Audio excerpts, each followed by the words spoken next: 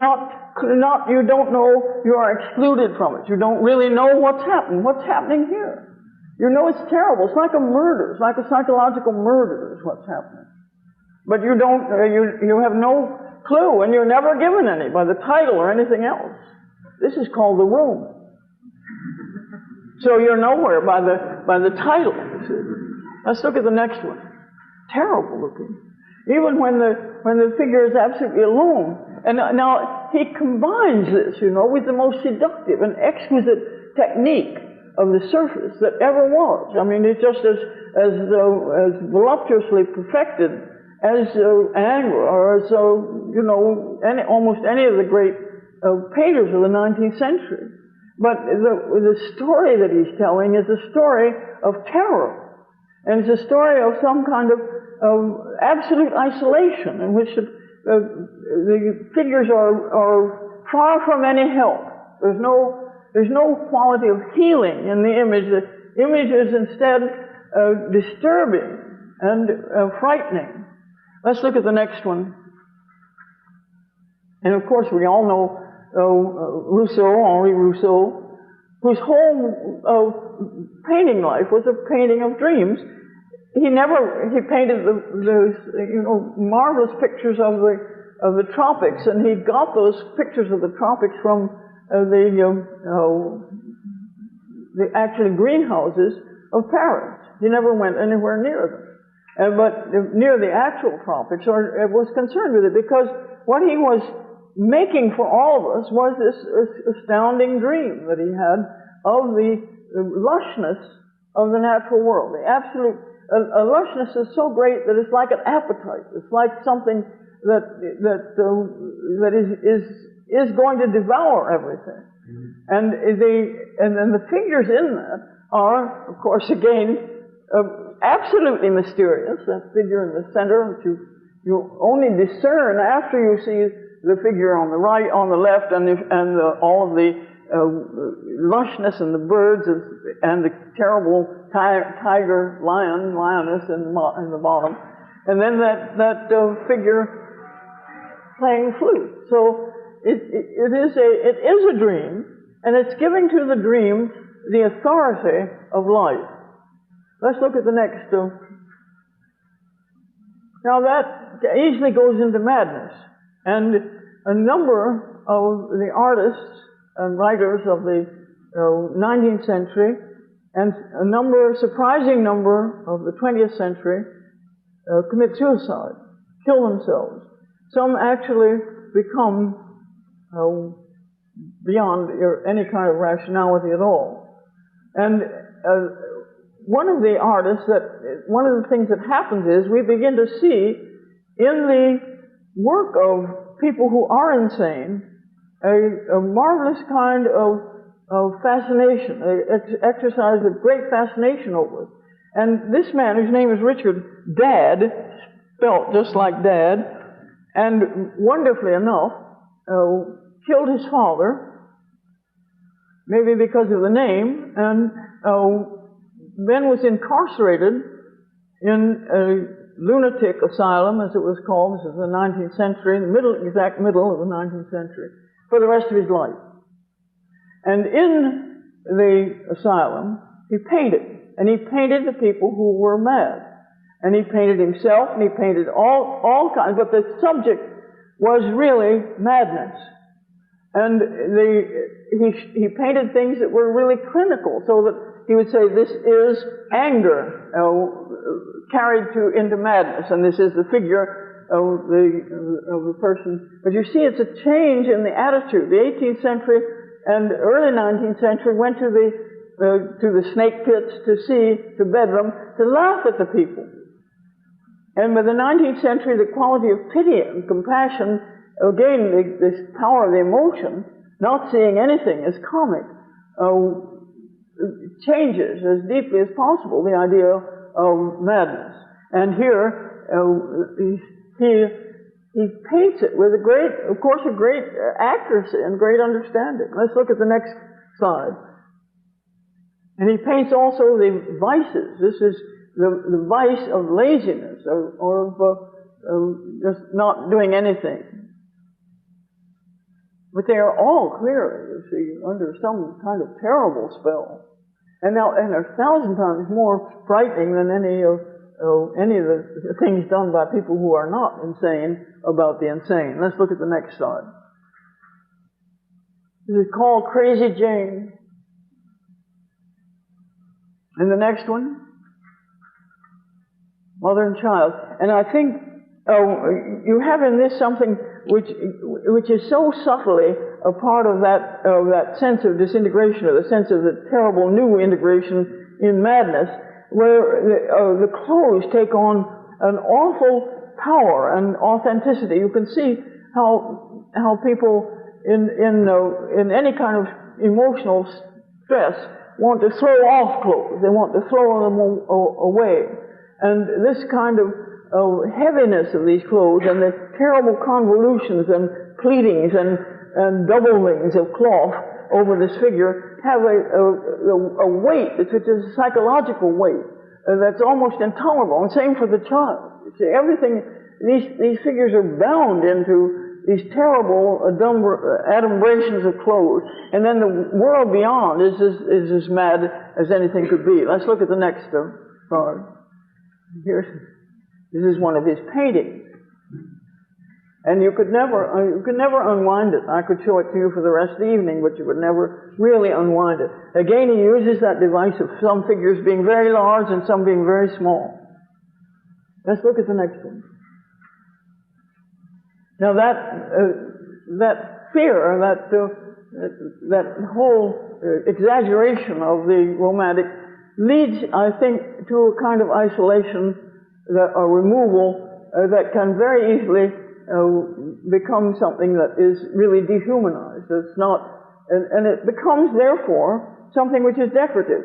See, the most popular painter in the 20th century has been Piet Mondrian, whose work you see here and whose work you're perfectly familiar with because you know all kinds of things that have taken directly from him, whether it's linoleum, whether it's a building. I know of at least 2 houses that simply made a building behind a facade which was a Mondrian. Think of what it did what this vision did to graphics, to advertising.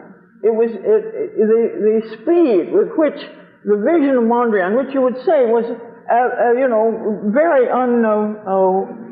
unattractive, or not aiming to be winsome or attractive, and it went immediately into the advertising world. By the 20s, it was already in that world, and began to be used as covers of books, covers of magazines, and all kinds of decorative things. It's the most ubiquitous vision, except for Walt Disney's, I think, that exists in the 20th century. Let's look at the next slide. And then the artist can simply, in a way, pull down a curtain over what he is. That is, that isolation, maybe because he realizes that the isolation that he thought he was choosing is really a condemnation to completely alien emotional life, a life which is absolutely isolated and alien. And in a sense, he pulls down a curtain so that you have a painting such as this, and there are a number. This is by Ad Reinhardt, but I could name at least 3 or 4 other painters who paint simply a blank canvas. You get Rauschenberg, one of the first shows that he had 3 blank canvases that he hadn't touched at all. Why? Because he couldn't get into, quote, the right relationship to them. Well, most people, if they can't get into the right relationship, leave it in the closet, but not. And why is Rauschenberg known and the people that leave them in the closet not? Because it's such a marvelous, brash thing to do that we can't help admiring it, you see. It's so full with brazen contempt for people that are looking at the picture that we are just, we're devastated by that and charmed and enchanted. So this just a solid color, and a number of the painters who did this used a roller like you paint the walls with. So don't look for any kind of subtlety of brushstroke. That's not what it is. And also realize that it isn't anything that it's really no longer by this time, and that's any time after 1950, that people think of the necessity of originality. Once somebody does this, then a dozen people do it, and they are well recognized. Oh, he does that in black, and so does it in green. And there's no feeling that this is uninteresting. Let's look at the next slide. Now, I think I have to tell you a wonderful story, which is a Hindu story, and it's one of my favorite stories in the world about the nature of human nature. And it's about, and suitably enough for tonight, it's about a river which was in tremendous flood. And a bunch of people came to the edge of the river to go across on the ferry boat, and the ferry boat boatman said he wouldn't go. He couldn't go. He couldn't get across. And among these people, there was a soldier, and there was an engineer, and there was a priest, and there was a musician. And the soldier said, well, I'll get my men, and we'll make a human bridge across this. Well, only 3 people got in. They got washed away, and they wouldn't go any farther. So that was hopeless. Then the engineer said, I'll construct a wonderful bridge. I believe I can do that. So he got up one piling in, and all of it was washed away. And the priest said, well, this is a matter for the gods. I will make suitable sacrifices here. I will make prayers and chanting, and the river will go down. And he did all of that, and the river roared on. And then finally the musician said, I have great power.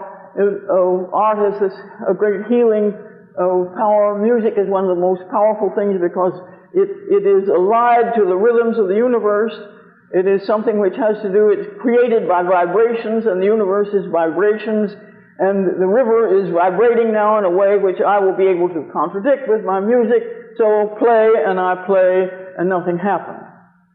And then one of the men said, is there anyone here, do you think, who could declare his life? Now in India, the idea is that to declare your life generates enormous spiritual power that nothing can resist.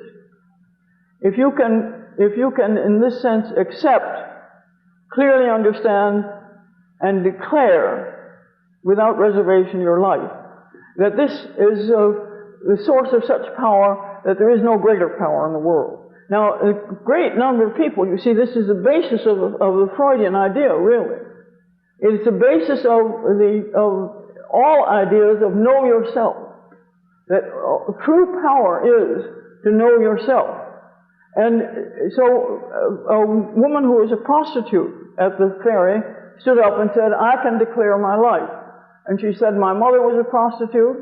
I became a prostitute as a young girl. I've been a prostitute all of my life, right here. I never went anywhere else. I have never once made love for money, except for money. I have never once taken any man, no matter how attractive, no matter how much I felt compassionately I felt his need, I never took anyone except for money. And to all the people who came to me and paid, I gave full measure. They couldn't be too dirty, they couldn't be too sick, they couldn't be anything. They paid, they got full measure. And the river went down. Now, that declaration of the life, I think you see some of the great extraordinary power, and it is a power like an enchantment, which Chagall has, comes from that. You see, he never, in all of his life, he never abandoned, he never fudged or changed or did anything except be what he was. And his vision is the vision of a little Russian village. And it stays that way. Now, you know, he just died, and he was like 90, I can't remember how much over 90, but he painted exactly the same way, really, and from the time that he began to the time that he died, and he painted the same subject matter. And it is the subject matter of his own life. It is a declaration of his own life. Here is the I and the village. You see, wonderful, because there's always to it a kind of joyousness. And I think that is the character of the Declaration of Life, that it has such a sense. There's no regret. You see, there's no hiding. There's nothing which has to be pushed aside. It is there, and that is a joyous kind of thing. And here, the I and the village, and the cow's eye and his own eye, and then the village, or then the person upside down. It's just a marvelous world, and it's absolutely his world. And you see, if anybody did any part of it, if they did the tree of life at the bottom, and their hand holding it, everybody would say, "Oh, that should go. Let's look at the next one." And I can show you now. This is marvelous and delightful. It's just charmed people ever since it was painted, which was a long time ago. I think I can't remember whether it's 1913 or 1920, but a long time ago. And he loved this one woman and stayed married to her until she died. Then he married another woman, and they were happily married after he was 75 to when he was 95 or whatever it was. But it's all of his work, you see, has this extraordinary delight and joy, and absolute a sense of the springing nature of joy, of something which is, and with that a kind of strength that is, it's a wiry, it's a feeling of springs, and feeling of springs in the sense of water, and springs in the sense of something to bounce on. And it's full of love and flowers and beautiful women. Let's look at, or it's really beautiful, a woman. Let's look at the next one. And fiddlers on the roof. And this wonderful, and all the animals are so marvelous because they all shift around. The dogs look like monkeys, and monkeys look like donkeys, and donkeys look like horses, and they all look like an animal, a little nice, lovable animal is what they are, no matter what particular vein they happen to be. This one, I think, is a little dog. Let's look at the next one. And the donkey comes again. This donkey was painted in 1910. I know because it's the year I was born, so I looked at it with astonishment and delight at that time, and have ever since. Let's look at the next one. This one was painted in 1933. You see how loyal he is to his vision. How absolutely he has no sense of. People say, "Have you grown?" I mean, grown. He didn't. He was. He didn't grow. He was, and he is as long as he was ising. And so he was. There's no growth to it. There's re-examination, seeking, all of that. There's nothing to do with what he is. Because what he is absolutely what he is. And let's look at the next one, because it's painted, I think, about 3 years ago.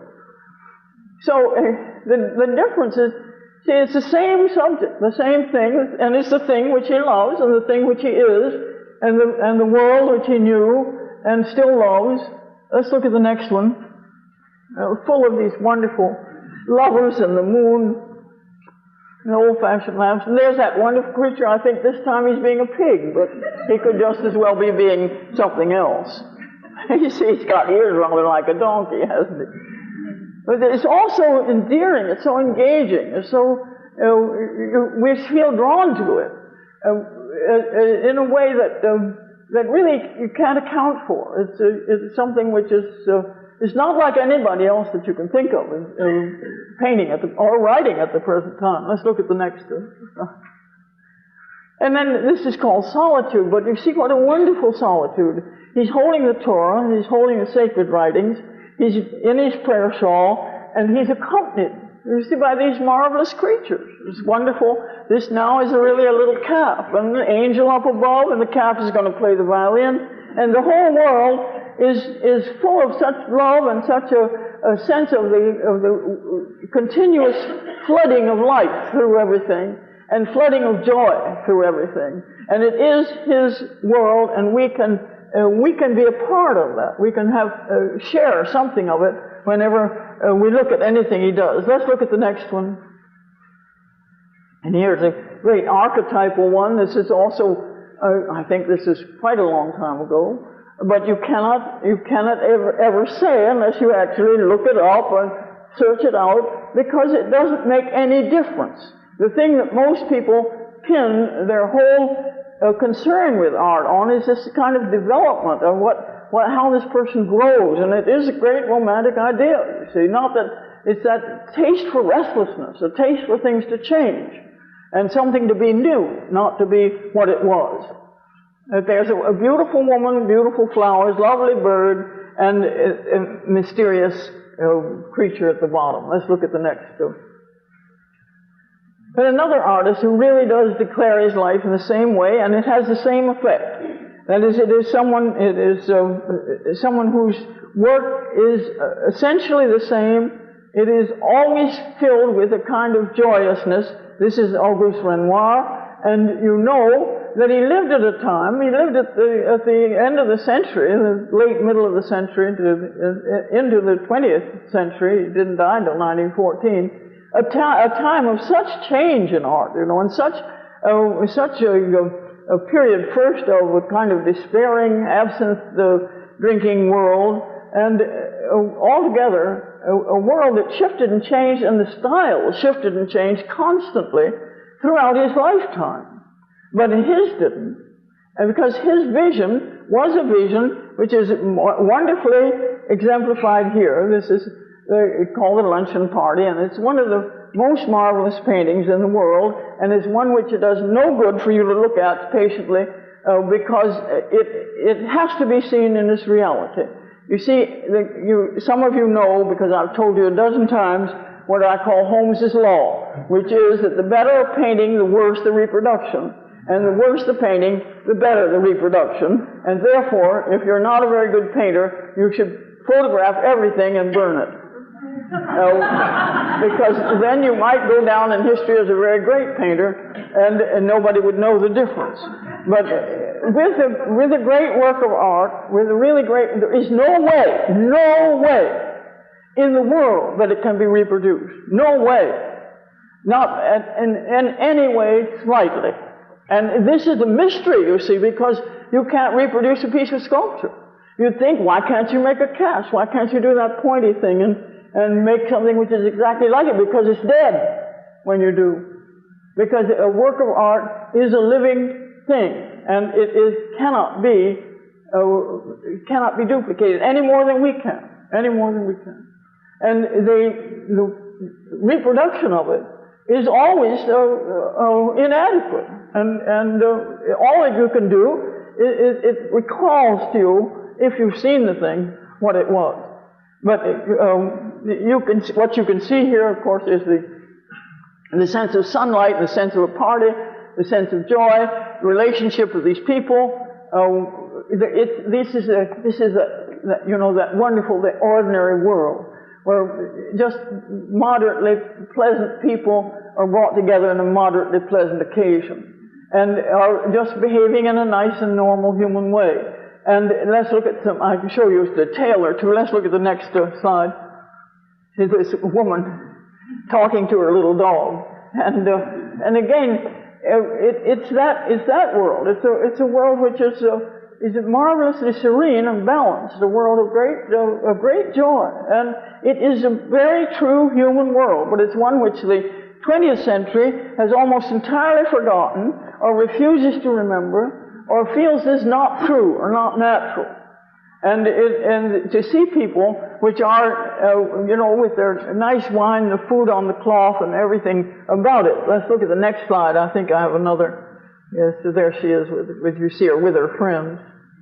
And the wine in the glass, and what he sees is a sparkling, rich, delightful, happy, even serene world, in which quite ordinary people, not terribly beautiful, but not ever ugly or monstrous, are enjoying themselves.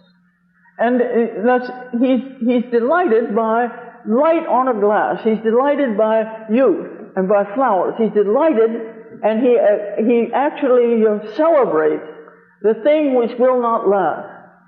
And the more ephemeral it is, you see, it's exactly the opposite of Chagall. And Chagall painting the things which are enduring and which always do keep on lasting and never change in his life. And Renoir paints with joy the very ephemeral world, the world that is not going to last. These people cannot be beautiful and healthy. They cannot be young. They cannot. This glass will not last. This wine does not last. These flowers will fade. These children will grow. But at the moment, they are so beautiful and so rich with that quality of the very quality of the fact that they are ephemeral, the very quality of their passingness. And Renoir captures that. Let's look at the next slide. Again, you see, so that finally it's light that he is concerned with, and light that most transient, most shifting, most constantly, continually altering thing. Let's look at the next one. And I love this. It's just one of the few paintings by serious artists in the 20th century or the late 19th of somebody just quietly laughing at something. There's nothing grotesque, you see. There's nothing, she's not making any faces. You don't feel this laugh of triumph or laugh. It's just because life is a funny thing and it's pleasant and it won't last. And it's that quality and light itself caressing everything. Let's look at the next. And of course, this is exactly the way Renoir was. He lived to be very old. He adored women. He always painted. He adored flowers. He loved the very things that accompanied him and that he painted for us. And here, this little child, you see, painted in light, painted in flowers, painted in things which cannot last exactly as she cannot last, because she's now an ancient old lady, if living. Let's look at the next slide. And another one. The delight of masquerade, the delight of the thing which will not last, and which says that I do not last, but oh, I'm so beautiful while I am here. And that's the statement, that's the great conviction of Renoir's life, and he never departs from it. Let's look at the next slide. He never leaves it. He always sees it. These beautiful girls, these beautiful models that he had, and the next one is one of my favorites because it's the most ephemeral. Let's look at the next one. It's like a glass of wine. It's like a flower. It's like spring. It's like something which is not. It will recur. You see, it comes back and comes back. But this one is gone. This one is only for this moment. This exquisite thing. This thing compounded of light and of shadow and of exquisite pearly colors, and will be gone. Let's look at the next one. And here, two people dancing. But when you look at the woman's face, let's look at the next. It epitomizes all that Renoir is. You see, all of that. And we can't look at that really without smiling. You know, unless our natures are so sour and disagreeable that I'm sure you would not have sat through this lecture. So the quality of the delicacy of this thing which is not going to last. Exactly as the dance will be over, you see. And if this is love that she's dancing with, it will be over. And she will change. All of this is only something which lasts a short time. But while it's lasting, it's so sweet. Thank you very much.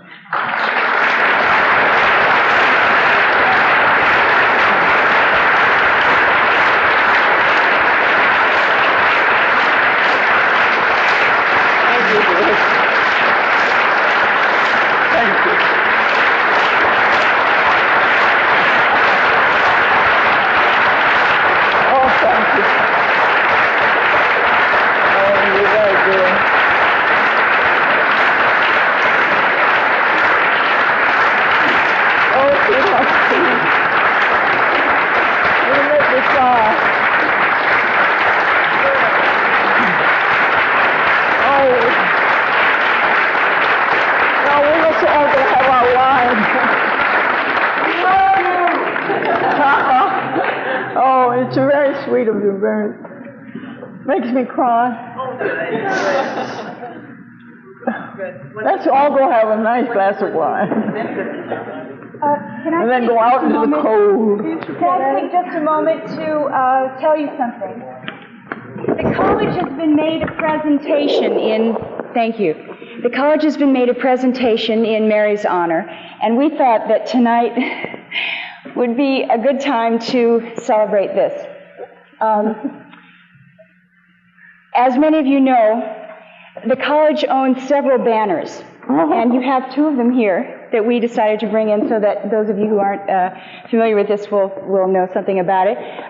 The one on the right depicts the Cowell Ranch, which is the site of UCSC and Cowell College, and the cattle ranching and the wagons of the old ranch days.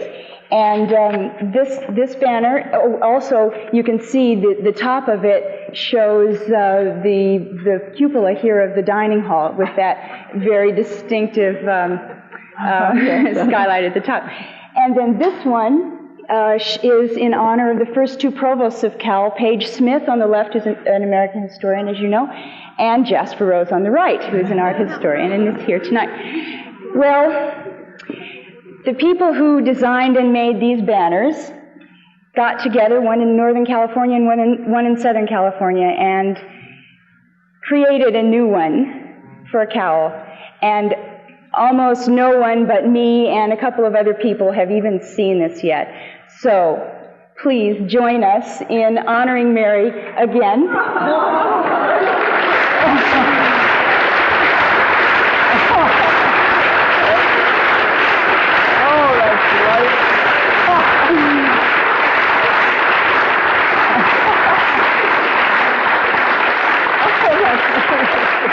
Now, wouldn't you say this is a romantic banner? Oh, that's really marvelous, Angie. I'm just so honored. That's lovely. Oh, I wish I could still ride in the parade when we carried them down there. Mary used to ride a horse, and we would carry all the banners down to the oak knoll over there. And have strawberries. And read Midsummer Night's Dream.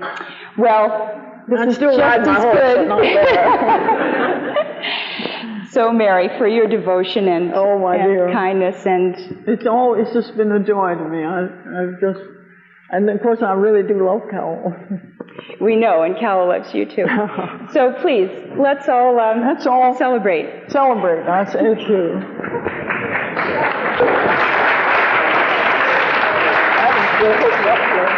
You there. Got you.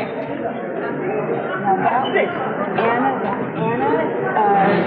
DeVore, Anna Buchanan DeVore, and Phyllis Weiss are the ones who did that.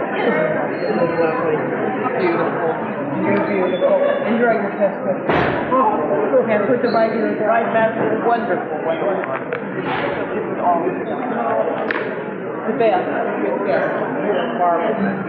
Can you stand anymore? Oh my goodness. John, here next Tuesday. It's not even Bill Cowley can't have it. Santa Fe.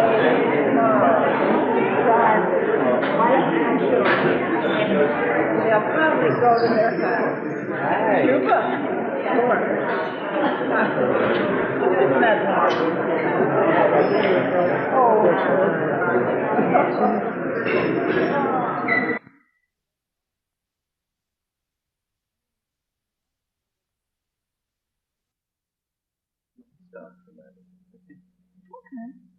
Oh, he's doing it. Well, he's got some other orientation right now. I don't know what class, but some other orientation. So it's going to take him a minute.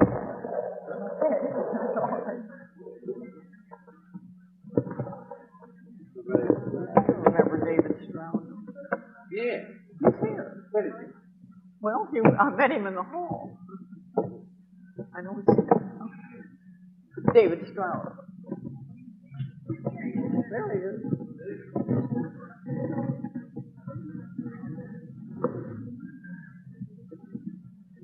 Back into this. We got a new device, huh? I want to try something else. Since your battery mic went dead last week, maybe do a backup this week. Make you immortal.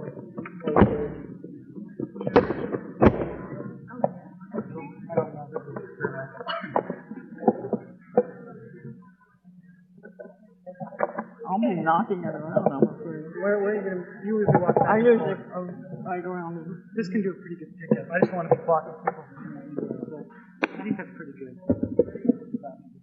you start doing that, I'll move it for you. My goodness, I'm all tied up already. More darn cables here. There you go. Go ahead, dude.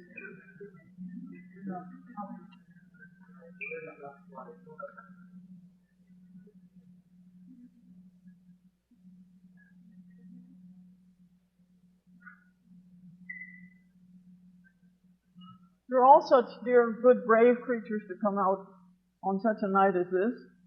And to reward you, we're going to have a little wine after I finish talking and a little snack to go with it so we can have a little more personal encounter, if that's possible, among us all. I don't know whether we're ready to go or still waiting. Are we ready to go, Jasper? Just about, or? I was talking to you last time about the extraordinary change in the story that we tell ourselves from what was the Rococo to the Romantic world, the one that we're still really in. It's hard for us to appreciate what a shock that was, what a real alteration it was, but because it was a complete what? What about it? Not working. Oh, well, can you hear me? Here, not working. Who can hear? No? No. It just came on.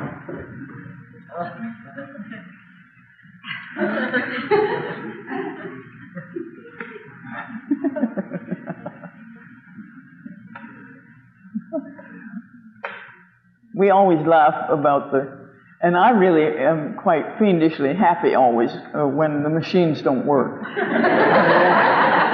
I feel it's a point for my side, you know. Even if they're not working, goes against me, I give them that liberty not to work, and so I'm never really terribly surprised when my car doesn't work, which is often, and I'm never angry at it. I'm sort of contemptuous of it, you know. I think, oh, so you don't go, huh? That's all you're meant to do. So anyway, and usually things having to do with slides have troubles, I know, from a long career in it. As I was saying, it's hard for us in our world, which is still dominated by the story of Romanticism, to realize the kind of shock it was to people when it first broke on the horizon, because it was a real, total transvaluation of value. Everything that had been of great value became of no value, and what had been of no value or disvalue became of great value. So it was the world, the psychic and emotional world, literally flipped over. And what was cold was hot, and what was hot was cold. And the climate of the imagination and of the heart deeply changed, and changed in a way that we of course, are heirs to a great extent. For instance, people hated the word wilderness. To them that was a word that they withdrew from. And people write letters about, oh, I would love to go to Italy, but I can't bear the Alps. They're so repugnant. And, of course, in another 50 years, everybody was going to the Alps and oohing and aahing about the sunset on them and the sunrise on them and the joy and wonder of them. Why? Because they represented the natural world that had nothing to do with reason. It had nothing to do with the control of man. And children became something that was thought of as adorable, and the family was thought of as lovely. And you have that creation of what becomes the Victorian family. Warm and loving, lots of children, women nursing their babies. Complete flip over, you see, from what had been 50 years before. The feeling that to have children around, or to be concerned with the family or any of those qualities was a lower class and vulgar thing that no one really would stoop to do. And of course the same feeling was true about love, because you move from the 18th century feeling that everyone should be enjoying the fun, the sport, really the major entertainment of sexual action. But if you were so benighted as to fall in love with somebody, that this was such a disgrace that you hid it as well as you possibly could. And then 50 years later, you see, 75 years later, people were dying of love and proud of it, writing about how they were dying. A wonderful man wrote a letter to his sweetheart and said, "You've been gone for 3 weeks and I wander in the forest chewing the branches." Because she wasn't there. It gives you such a wonderful picture, of somebody chewing the branches. But anyway, that's what he was doing. Entirely because he suffered so from the absence of his beloved. And you know that we in Santa Cruz are enormously lucky because we have a great shrine to love in the cemetery, the Oddfellows Cemetery. There's an enormous monument, and in the Episcopal Church there's a huge window, stained glass window, that says that Margaret Armstrong entered heaven on such and such a day in September at the end of the century, and at age 18. And she had been married for a year, and she died. And her husband bought that great window, erected that enormous monument, rode on a dark and stormy night over to Capitola on his handsome black horse, rode back, went to the cemetery, and shot himself in the head. And it says on the monument, "Died for love." Now you see, that should be a great shrine for all of the lovers in the area, but I think I'm the only one that's ever paid much attention to it. But it's such a wonderful thing, you see, and it's something which would have been absolutely, an unheard of scandal only a few years before. And we still think of love as something which is, in a sense, worth dying for, though increasingly people feel that there should be some other alternative. Many people think finding another person to love is quite suitable. But anyway, that change held for a long period of time, really 100 years. And people were enormously aided in dying for love in the 19th century because they often got tuberculosis. It was both artists and lovers got tuberculosis in great numbers, and it was a suitable disease because you got thin and fascinating and feverish looking. And so it was any of you who've read The Magic Mountain of Thomas Mann know that it's supposedly also it's a very sexually stimulating disease. It seems to have disappeared from the modern world almost entirely, so we don't have any witnesses to that. But it was something that people commonly did. They died of a combination of tuberculosis and love. Sank away. You see, you got thinner and thinner and more spiritual, and finally you were gone. It was a graceful and suitable way to die. And you could mutter your beloved's name, you see, right up to the last, because there was no reason why you shouldn't be alert. So that was a kind of enormous alteration or switchover. Really, it's just like the world turning over. And what was the tropics becomes the Arctic, and what was the Arctic becomes the tropics. And it is that world that we still know and recognize. Now, if people at the beginning of it, I think, I'm not sure this is true, but it seems to me from what I read about the people who were around 1800 and to 1820, that's the great heroic period of Romanticism, there was a certain self-consciousness. Now, all together, that's something that remains a strain of romanticism. It's a sense of exploring the self and looking into the self and trying to comprehend the self.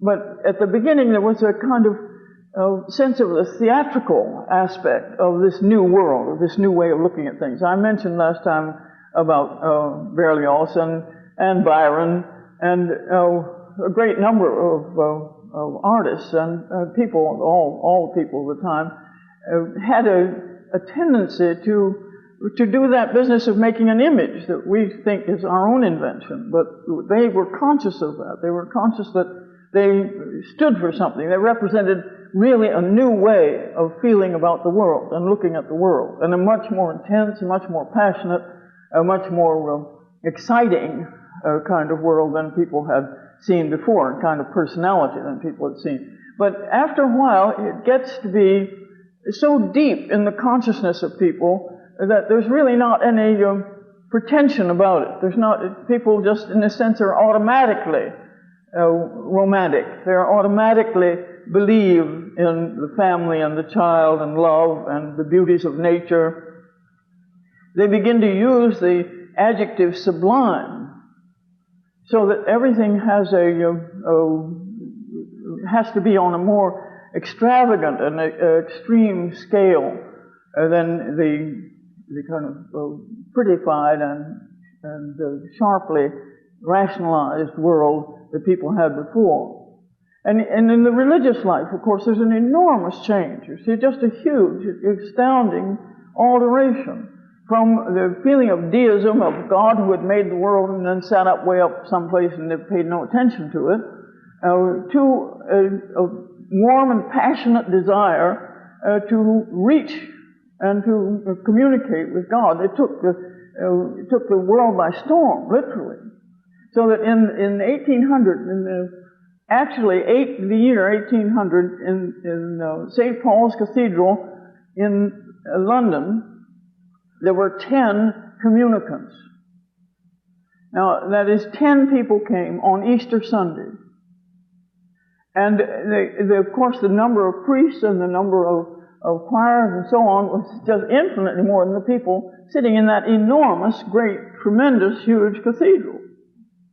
And by 20 years later, there was a religious revival that has been one of the most tremendous ones of the world. It began, of course, in the 18th century with Wesley, and it began with the Baal Shem Tov for the Jews, and both of them believed in the passion of religion. They believed in the necessity of a real communion with God, not something which was ritualistic, not something which was written down, not something which was just formal, but the kind of thing which they call Methodism. The method was the method which was intended to make you open to the presence of God and actually to participate in the nature of God.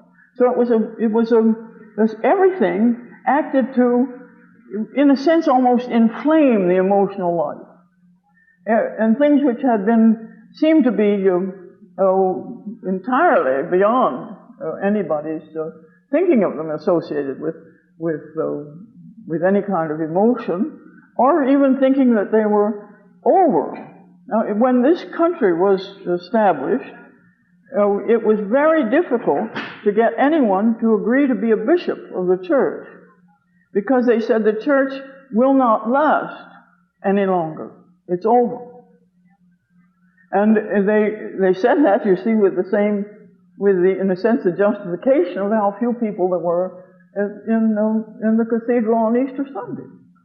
And it seemed as if it couldn't be revived. And then the presence of 2 or 3 people of deep, passionate devotion altered the whole scene. And it has been altered ever since. So that most people think now of religion, the function of religion being primarily as something having to do with a mystical relation to God, or to the business they call it born-again Christians and so on, rather than thinking of it as something which is an established church and which demands obedience. It's a totally different world which is made, but the whole world is different, you see. Let's look at the slides. I think it's you think of the great people and the artists that you know something about. And I want to show you this one of my favorite paintings. It's by an anonymous American. And of course, America was just superbly the romantic country. You see, it was full of wilderness, it was full of good savages, bons sauvages. It was full of people living desperately. It couldn't have been better. And it was young. So that there was everything about it made it the great romantic country, which of course to many people in the world it still is. It had a quality of myth. It always had that quality. And of course California had it even more. My great favorite myth being that it was an island inhabited by very dark-skinned women who wouldn't allow any men in the place. Now that's the beginning of California. I don't know whether it will end in the same way or not, but things can't entirely escape their mythological beginning. Anyway, this artist is unknown. He's an unknown American who painted. Why? Because he loved it, and he painted this absolutely superb romantic scene. Why? Because here he is, this little tiny man confronting the ocean with all of that sense of the power of the individual, the power of his own uniqueness and sensitivity that was a gift of romanticism to everybody. Finally, it was a great gift to the artist, but then everybody began to think he was an artist until finally it's possible for people to say with perfect seriousness that everybody is an artist. And here he stands with this vastness of the world, the absolute limitlessness of the world, and the sea like some kind of carnivorous plant about to crawl over and eat him up. But he's completely, let's look at the next slide. You see him close up, you see what a marvelously self-assured little creature he is. And it's called Meditation by the Sea. And people meditated by the sea, and they meditated in the Alps, and they meditated in the wilderness. And in other words, they were enacting really a poetic form. And they were doing it without any kind of affectation. This artist is not somebody who was known. He's not someone who knew Rousseau or had anything to do with the formal aspects of Romanticism, but he was from his unconscious mind. He was being really forced to enact this. And what he is here, the sense of man alone, man absolutely without anybody around him, and yet bravely confronting and meditating on the power and the sublime character of nature. Now let's look at the next one. Now here's a more recent one, which sees the person alone, and in a space which is enormous, even though it's tiny. I mean, there's no way. You wish there were a limit. You wish that there were some way in which you said, here is the top, and here really is the bottom, and here is as far as it goes. But you don't. You see, it's in a sort of claustrophobic, enormous room. It's something which you feel the pressure of the space, which seems to go on forever, and the figure is lost in it. And the title of this is Reclining Figure with Hypodermic Syringe. And it is that late Romanticism that's no longer able really to confront nature in the same way. Nature becomes too powerful, and the alternative aspects of the developing society, the mechanistic and materialistic aspect, become so powerful that the artist more and more is a victim and is more and more unable to stand like our little man in his black clothes, confronting nature and meditating on it, but not lost and not destroyed, but really enjoying this peak experience. And that by this time, that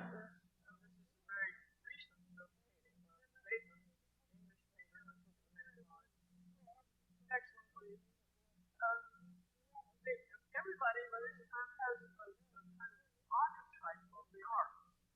And this is of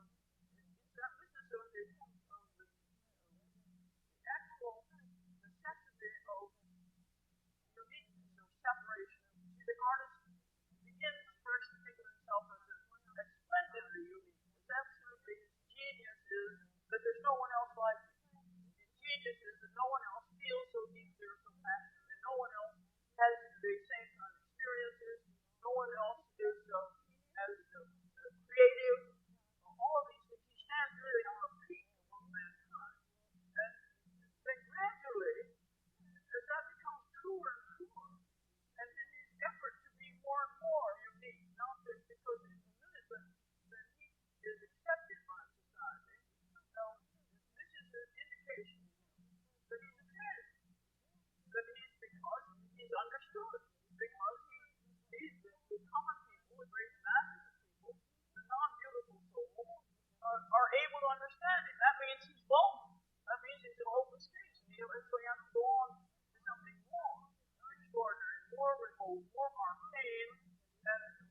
more impossible to follow until he gets, of course, into kind of absolute babbling that people can't understand at all. They're not, and it's only sustained in their fashion. But the artist that you're looking at here is Albert Ryder, a Native American artist, and a perfect prototype of the artist. What people think the artist always is. He lived a more or less solitary life. He spent endless time painting various pictures and painting them over and over and over again. Because why? He was seeking. He never found. You see, the romantic wants to seek, not to find. And that seeking meant that he would paint on the same picture for 10 or 15 years. He lived in isolation. He lived in a horrible little room in a hotel in New York much of his life. And there he worked on these paintings. They're very small. For the most part, they're quite, in inches. But they may sometimes be over inch thick. Because he kept on painting on them, and kept on seeking and seeking. And this is archetypal because we think that that's what the artist is supposed to do. That he must do. That he must be always inventing, seeking, moving beyond, constantly finding something new. He's not allowed to come to rest. And any more than the society. It's the same dream of restlessness that possesses us all, and which makes it a great good thing for the travel agency. Because people more and more passionately travel farther and farther as the world becomes more absolutely identical wherever you go. So they hope always, perhaps, you see, maybe among the Laps it's a little different. And they get there, and the Laps have their own little TVs, and they're actually quite different snowmobiles pushing the poor reindeer out of existence. But there is that kind of restlessness is necessary.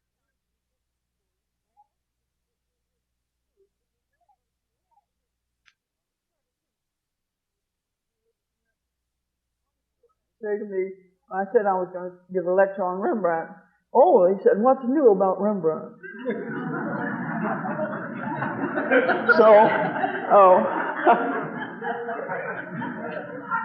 It's bad news when it's new about Rembrandt. Anyway, another thing that Ryder represents and stands for and is thought of as being, this is what the artist must do, and that is his technique is very inferior because he's always searching, and technique doesn't exist unless you know what you're going to do. That's the only way that a technique can exist, because otherwise it has no meaning at all. There's no such thing as technique without a goal and a known goal. So what happens is that his pictures, being inches thick, they're constantly cracking and falling off and doing all of those things. And he's just devoted to the moon, because of course the moon is a great romantic sky creature. And it becomes something which is absolutely central to Ryder's paintings. They're all really monochromatic. Let's look at the next one. Many of them are the ocean. Of course, again, just like our little man standing in front of it, meditations on the ocean and on the loneliness of a ship. And let's look at the next one. You see how much alike they are? You can see how he is obsessed by this image of darkness, an image of the mysterious, and of something which is really not known to other people, and he perhaps is revealing something about it, perhaps is keeping a secret himself anyway. And exactly the same, let's look at the next slide, Van Gogh, just as devoted to the sun as Ryder was to the moon. And moving from a dark world into this brilliant world that really actually, like the revelation of Zeus to Semele, it destroyed him. It burned him up. It burned away his powers. And it was part of what did that. And he also suffers from an absolute, the kind of failure, technical failure that many people in the 19th and the 20th century suffered from. The paintings that he made, for the most part, were made with very bad pigments. And what was green is now yellow. And what was a very brilliant, harsh, and of course a very impermanent green, turned into a kind of olive green. So the pictures are not what he made for us. And what he was intending to do was to paint pictures for everybody in the world. He wanted to sell his pictures for what would be the equivalent of $1. And of course, that has not been realized. He was also, of course, I think that if there's one name of one artist that is known to more people in the 20th century than any other artist, and I mean Leonardo, I mean Michelangelo, anybody, it is Van Gogh. And why? You see, because he really, by his life, by his biography, made such a story that is irresistible for people, because it's the story that they believe is the true story of the artist. He never, you remember, he sold only 2 pictures in his life, and those were at the end of his life, and I once heard a wonderful psychiatric lecture proving to the satisfaction of the man who was giving it that was why Van Gogh killed himself, because he died of success. You see, he had this terrible success of selling 2 pictures in something like 5 years, and consequently, it would just destroyed him, because exactly as it would destroy people at the present time, it does, is they think if an artist is successful, that this means that he's not any good. But on the other hand, they only buy the work of artists that they think are extremely successful, and they only tell that by how much is paid for it. So it's a peculiar bind, which for the most part people ignore, but they are with Van Gogh in wanting to kill themselves rather than be successful. Let's look at the next one. And of course, again, he's always seeking, and he writes it and speaks about that he's seeking a way to convey this, and consequently, he has to devise new technical means. Here you have that, and this quality of burning sunlight has been reduced so that Van Gogh has become really remarkably decorative. Instead of the kind of passionate and desperate quality that he himself had, the work becomes milder and more decorative. Let's look at the next such a thing as this, you see. And for that reason, it is popular. That is, it means a great deal to people. They have the thing which is agreeable and decorative looking, and the story which is desperate and wild and suits exactly their idea of what the artist should be. And so it's a wonderful combination. Let's look at the next slide, has people lined up for blocks to look at the paintings. And of course, the incident of his snipping off part of his ear, which becomes his whole ear, which becomes something having to do with love, and it was, of course, nothing to do with love, and it was only the sign of his deterioration. Let's look at the next slide, which I think you can see clearly in this. And the very last things that he painted, the things that right before he killed himself, have this increasing morbidity and increasing sense of disintegration of the paints and disintegration of the forms that's very strong and really terrifying. Let's look at the next one, which is this is 1890, you see the year he killed himself, and right before he killed himself, a very short time before he killed himself. And here you see that quality of potential decoration, that really engaging and lovely little orchard blossoming that we saw, which was only about 3 or 4 years before, but after all, his whole life as a painter is contracted into 10 years.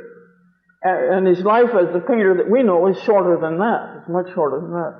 So this begins to be something which is disintegrated. Let's look at the next slide.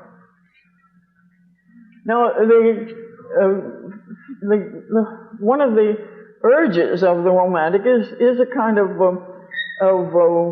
imperialism, aesthetic and emotional imperialism that tries to colonize all kinds of exotic and often very barren places that haven't been a part of the aesthetic world before. And one of the things is dreams. And of course, it's very fascinating how significant dreams are in the 19th century. Not only that they are based on a whole new system of analysis of personality, but that people begin to believe in dreams. They begin to have the same kind of attitude. Really, it's a primitive attitude toward dreams. From all kinds of ways, these converge. These ideas converge on the sense of dream. And some artists become really dreamers, and I think Redon is one of these most marvelously. He paints many flower pieces, and they have a kind of abrupt realization. It's as if they were materialized before your eyes. There's something which is peculiarly mysterious and dreamy about them. They're sort of like the vases, complete vases and flowers that magicians pull out of their shirt sleeves, or like the flowers that appear on tables in seances. They have a magical and immediate quality, which is very extraordinary. And you see, they seem to have no base. Everything is really floating in the air. Let's look at the next slide. And over, it is that dream floating that is a part of it. This is the birth of Venus. And Redon uses classical mythology, but in a completely romantic way. And he only selects, of course, again, it's that business of no matter how old the story, the thing which is selected from it is the thing which is immediate to the person selecting. And so this Venus arrives on the shell with all the other shells around her. And let's look at the next one, which is even more wonderfully dreamlike, because this is Phaeton. You remember that Phaeton was the person who begged Apollo to let him drive the horses of the sun, but he couldn't do it. So you begin to have, in Romanticism, the romanticism of failure, the pleasure of failure. You see, the sense that really this, whatever it is too fine for the world and therefore will fail. And so you select things like Phaeton, who's this little tiny and helpless person with these enormous and marvelous horses of the sun. And you remember that he was not able to manage them, and it came to catastrophe. And so also, let's look at the next one, Icarus. Icarus also wanted to fly, felt that he should be able to fly with his father told him not to. The wings were made of wax, that he could only fly so high, and he flew instead into the sun. And that is exactly the image of the artist. You see that he is a winged creature who flies into the sun, and his wings are burnt off. He becomes the moth. He becomes Icarus. He becomes over and over this figure that aims to some exalted and extraordinary point and falls in ruin because of it. And it is the lives of, let's look at the next slide, the lives of an enormous number of artists take that pattern. Now there's also a kind of taste, because again, that business of trying to find new and new areas of experience and areas of emotional intensity results in a kind of perversity. And there is a taste for the perverse. Of course, at the end of the century, it becomes very wide and general. There's a real taste for drugs and the destroying of actually an artist trying to destroy himself, destroyed by women, by lust, by drugs, by wine, by anything, and other people too, of course. To a great extent, there's an ideal of destruction, death, failure. And with that, a kind of perversity, a strange, this is Beardsley, and it's supposed to be Salome. Look at the perversity of that costume. You could have exactly that costume, and you do, right now. It covers everything except the breasts and the navel. And is this extremely attenuated figure. And with a kind of, they're like two snakes looking at each other. They're elongated and elegant in the extreme and perverse as anything could possibly be. And of course distorted.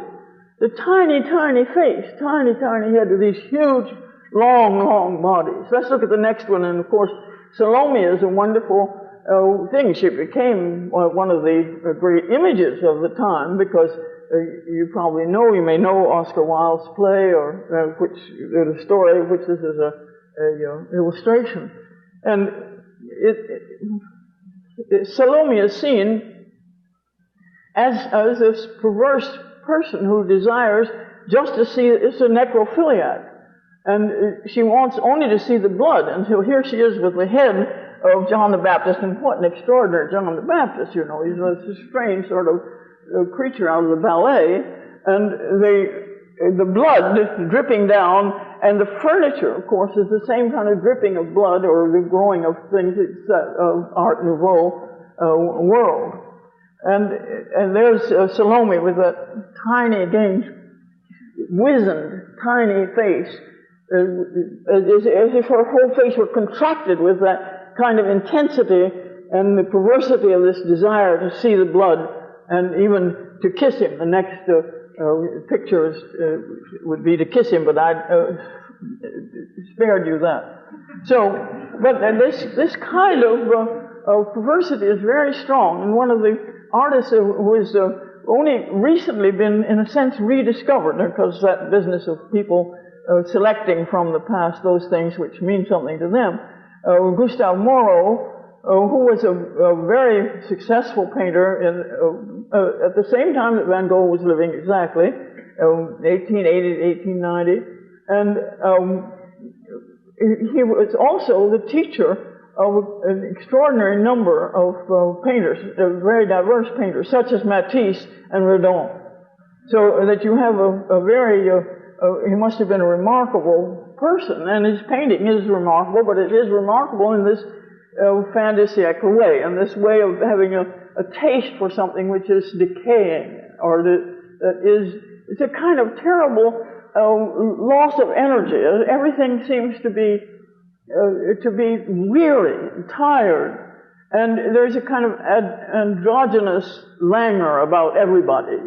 Their sex is very indistinct, and their bodies are very long and tired looking, really weak. And the ones that I'm going to show you, everybody's lying down. I mean, they can't even stand, you know. Or if they do stand, they're propped against something. And then this is the story of Pygmalion and Galatea, you know, that story of the artist. And of course, this was one of the great, fascinating stories, because it was one that seemed to prove that the artist, the intensity, the passion, the emotional power of the artist could bring something to life. That, in other words, he becomes a kind of savior figure, a figure of religious power. And so he carves this beautiful figure of a woman and falls madly in love with it, prays constantly to Venus to make her come to life. She does come to life, and so he's delighted with her. But when you see this, you see, really, she's just a little terracotta figure, a little porcelain figure. Look at the size of Pygmalion. If she came to life, I think she would run as fast as she could, you know, because it's a taste for that dissimilarity, that unevenness, that awkwardness, that gives rise to a kind of perverse quality in the imagination. Let's look at the next. It's a very sumptuous imagination that he has, but it is, again, this is Narcissus. Totally exhausted by his own image. Let's look at the next one. And here is a poet dead now, being carried by a centaur who isn't much better off, you know. It's a very, it's a kind of intense poetry is what it is, but it's a poetry of decay. It's a poetry of disintegration, and it is something which has an enormous appeal as soon as the qualities of death become more attractive than the qualities of life, and the qualities of failure and suffering seem badges of honor, and that people who don't suffer and who are not actually in agony are really coarse and are not, and have no beautiful souls. So let's look at the next slide. Here's another. This is called the Enchanted Garden, and of course there is a way in which he indulges in enchantment and is delighted by it. Let's look at the next one, because again, oh dear, it's stuck. And that taste for this kind of languor that sometimes seems to be somebody under an enchantment, and sometimes seems to be almost catatonic, almost a rigidity that can't move. But altogether, the feeling is one of the loss of power. Of no matter how richly ornamented it may be, no matter how sharply delineated the figure may be, there is something which begins to seem like a loss of power. Can we go on and just take the next one, or is the whole thing stuck by now? Proving it's mad at me for making those mad remarks about the machines. I know what's happening. It doesn't fool me.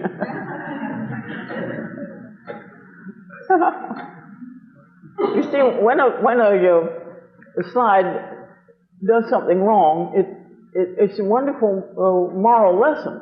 All the other slides are held immobile, and nothing can be done until that one is corrected, properly punished, and reinstated. See, the whole machine has to be taken apart, as you can see. Great. 3 or 4 people are required to do it. The next painter that I want you to look at in this light is a modern painter, and another one who has lived a wonderful life. His biography is the right kind of biography for a romantic painter, and his name is Balthus, a name which he made up, and which is not his real name. He has always lived completely away from the art world. He has a private income. He lives in a castle. He is as removed and as indifferent to. He's absolutely indifferent to what's going on in the art world, the professional art world. And again, he's only come into kind of prominence relatively lately, though he's been painting for years and is a friend of a number of painters. He was a friend of Picasso's and so on.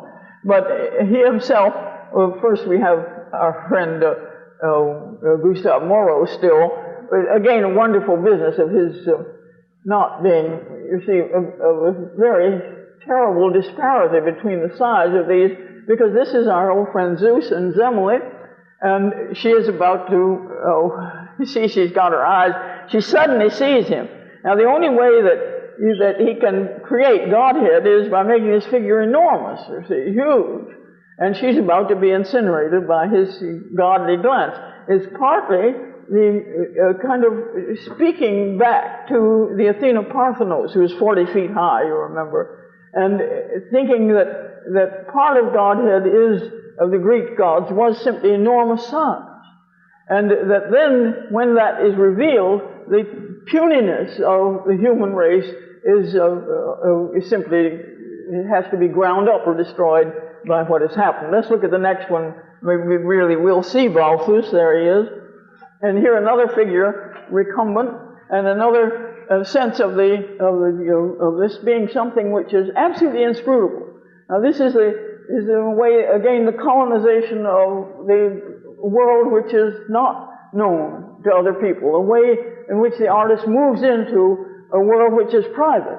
And he intends to move into a world which is private. And of course, Balthus makes his whole life a private matter, and makes his whole, all of his action, all of the actual day-to-day workings of his life are the same. And all of his paintings have this quality mainly of inscrutability. You know that something extraordinary, something quite perverse, something alarming is going on, but you don't know what. Let's look at the next slide. And it always has to do with a kind of nymphette, a kind of Lolita figure. And when the event is an ordinary one, this scene, you know, you've seen yourselves, I'm sure, or been a part of.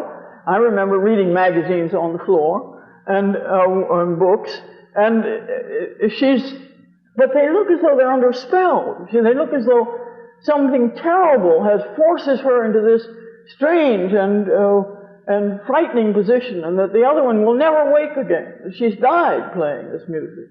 And that the whole world, not only the figures, but all the furniture has this demonic quality. It has a quality of being inhabited or dangerous. Look at the curve of the piano.